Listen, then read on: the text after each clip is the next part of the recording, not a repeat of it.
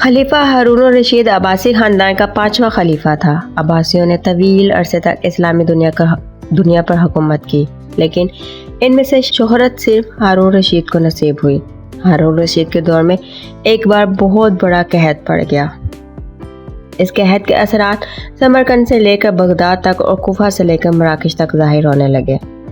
हारून रशीद ने इस कहत से निमटने के लिए तमाम तदबीरें आजमा ली। इसने गल्ले के गोदाम खोल दिए, टैक्स माफ़ कर दिए, पूरी सल्तनत में सरकारी लंगर खाने कायम कर दिए और तमाम उमरा और ताजरों को मुतासरीन की मदद के लिए मोबिलाइज कर दिया। लेकिन इसके बावजूद आवाम के हालात ठीक ना हुए। एक रात हारून रशीद शदीद टेंशन में था, इसे नींद नहीं आ रही थी। टेंशन के इस आलम में इसने अपने वज़ीर आज़म यहया बिन खालिद को तलब किया।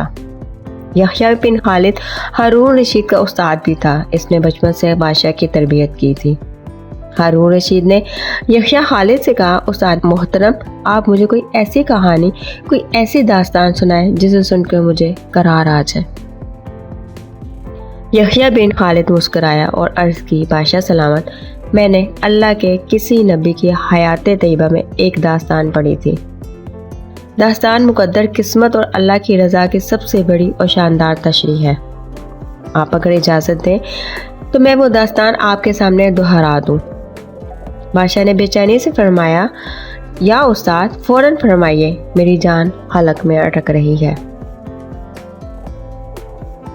यहया खालिद ने अर्ज़ किया, किसी जंगल में एक बंदरिया सफ़र के लिए रवाना होने लगी। इसका एक बच्चा था। वो बच्चे को साथ नहीं ले जा सकती थी। चुनांचे वो शेर के पास गई और इससे अर्ज़ किया, जनाब, आप जंगल के बादशाह हैं, मैं सफ़र पर रवाना होने लगी हूँ। मेरी ख्वाहिश है कि आप मेरे बच्चे की हिफाजत अपने ज़िम्मे में ले लें। शेर ने हामी भर ली। बंदरिया ने अपना बच्चा शेर के हवाले कर दिया। शेर ने बच्चा अपने कंधे पे बिठा लिया। बंदरिया सफ़र पर रवाना हो गई। अब शेर रोज़ाना बंदर के बच्चे को कंधे पे बिठाता और जंगल में अपने रोज़मर्रा के काम करता। एक दिन वह जंगल में घूम रहा था कि अचानक आसमान से एक चील ने डाई लगाई, शेर के करीब पहुंची, बंदरिया का बच्चा उठाया और आसमान में गुम हो गई। शेर जंगल में भागा दौड़ा, लेकिन वो चील को ना पकड़ सका। यहया खालिद रुका, इसने सांस लिया और खलीफा हारून रशीद से अर्ज़ किया, बादशाह सलामत, चंद दिन बाद बंदरिया वापस आई और शेर से अपने बच्चे का मुतालबा किया। शेर ने शर्मिंदगी से जवाब दिया, तुम्हारा बच्चा तो चील ले गई। बंदरिया को गुस्सा आ गया और इसने चला कर कहा, तुम कैसे बादशाह हो, तुम एक अमानत की हिफाजत नहीं कर सके, तुम इस सारे जंगल का निज़ाम कैसे चलाओगे। शेर ने अफसोस से सर हिलाया और बोला, मैं ज़मीन का बादशाह हूँ, अगर ज़मीन से कोई आफत तुम्हारे बच्चे की तरफ बढ़ती मैं इसे रोक लेता, लेकिन ये आफत आसमान से उतरी थी और आसमान की आफतें सिर्फ और सिर्फ आसमान वाला ही रोक सकता है। यह कहानी सुनाने के बाद यहया बिन खालिद ने हारून रशीद से अर्ज़ किया, बादशाह सलामत, कहत कि ये आफत भी अगर ज़मीन से निकली होती आप इसे रोक लेते। ये आसमान का अज़ाब है, इसे सिर्फ अल्लाह ताला रोक सकता है।